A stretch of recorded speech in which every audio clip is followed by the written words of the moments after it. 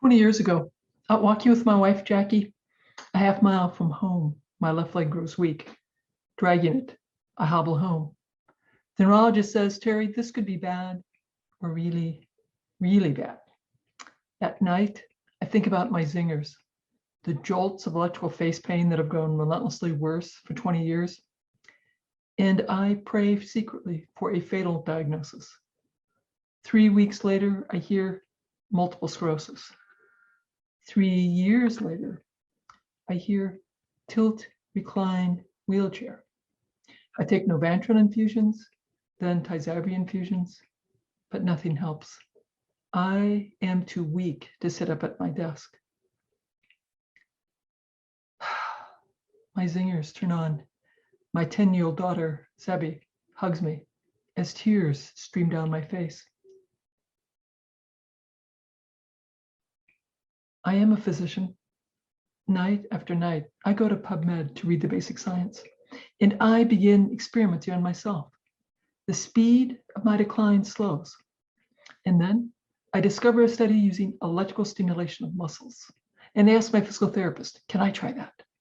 It's called e-stim. My test session hurts bad, really bad. But when it's over, I feel great. And I begin doing e-stim to as much pain as I can tolerate. My physicians say functions once lost will not return because I have secondary progressive MS. I add meditation.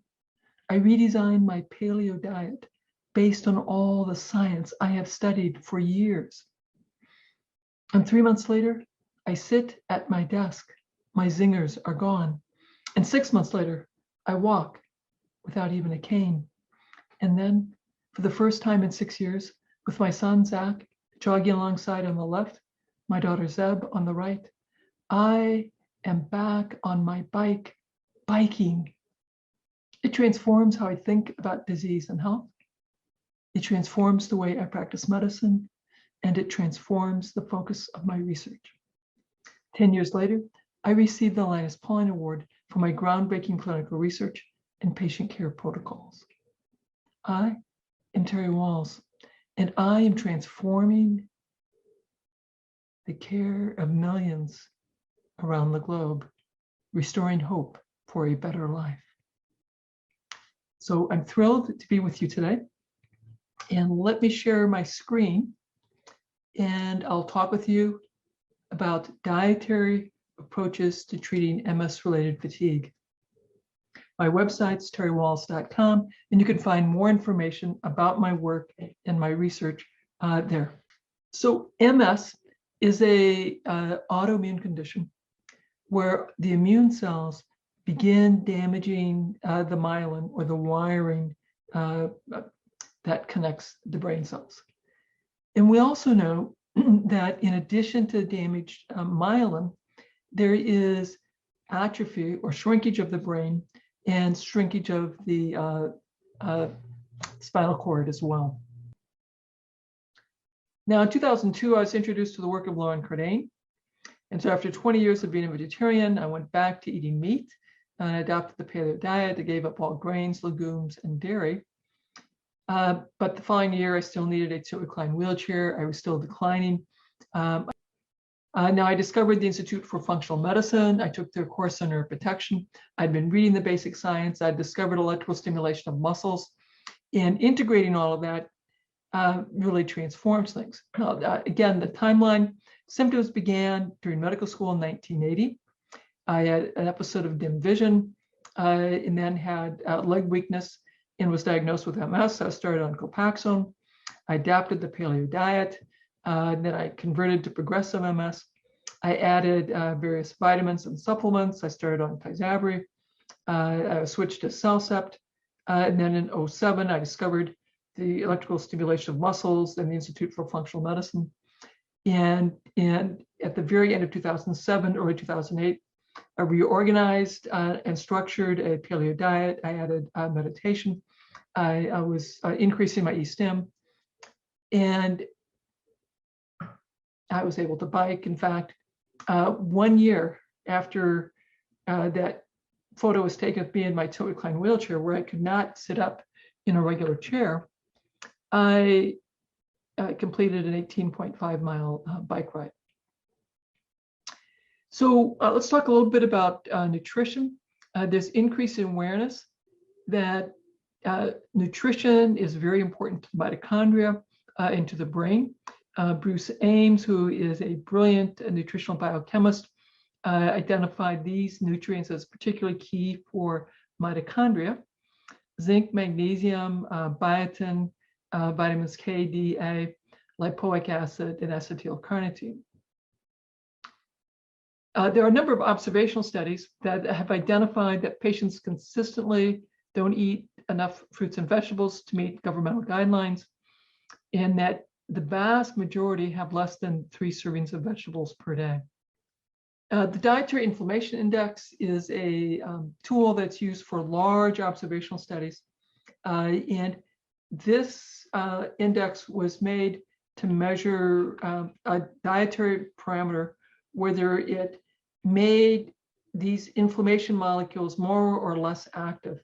And now some of those molecules increase inflammation and some calm the inflammation.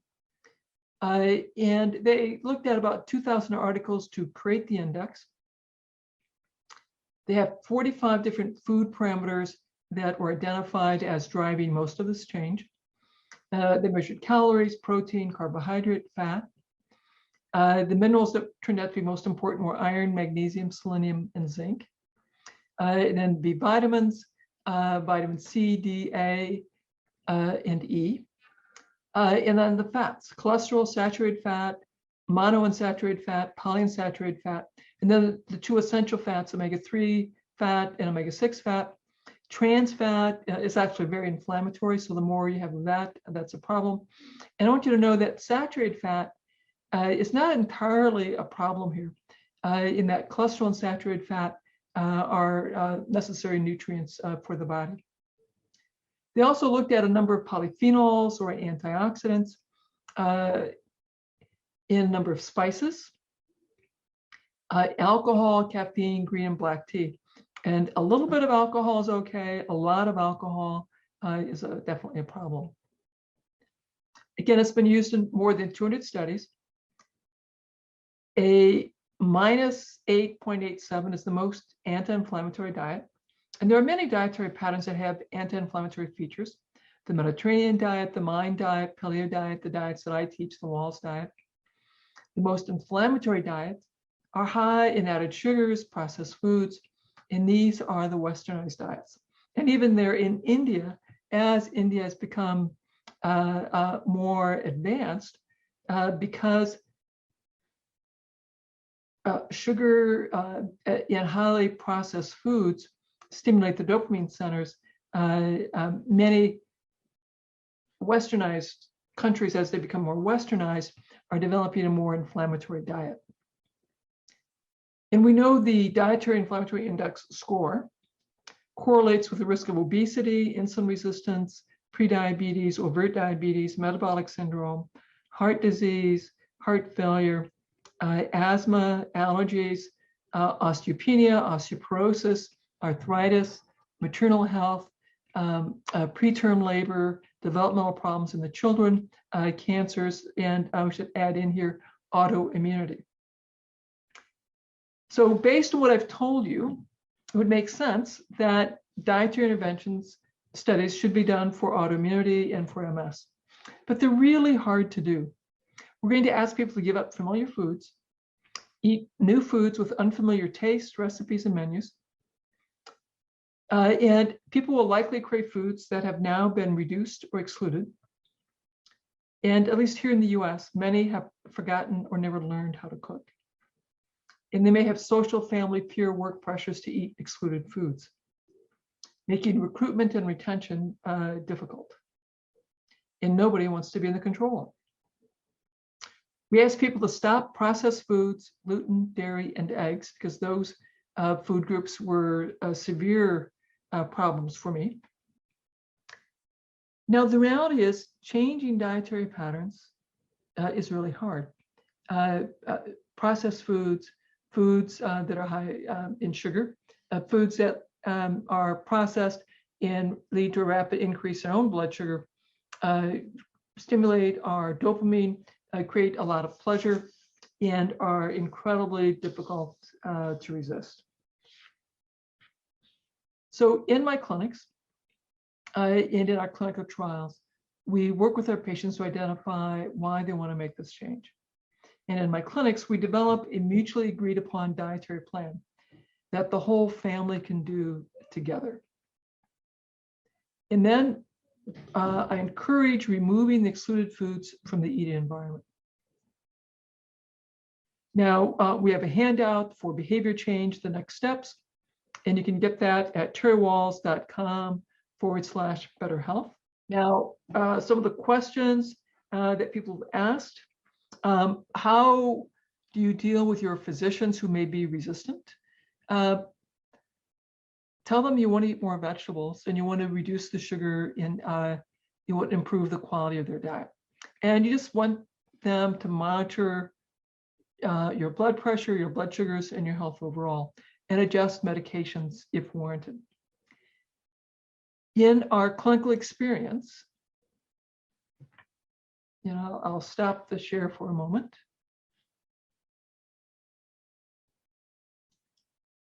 So in our clinical experience, as people implement the diet and lifestyle that we use in our clinics, and I have vegetarian versions of my diet that we use,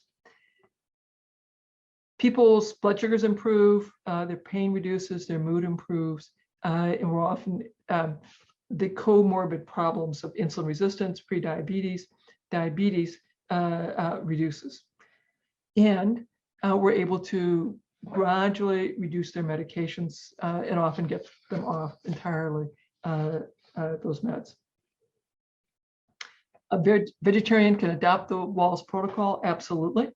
And the Wahls protocol is much more than the diet. It's a much more comprehensive program than the diet. And you can get more information about that, again, at my website, terrywahls.com. Are there factors beyond diet? Yes.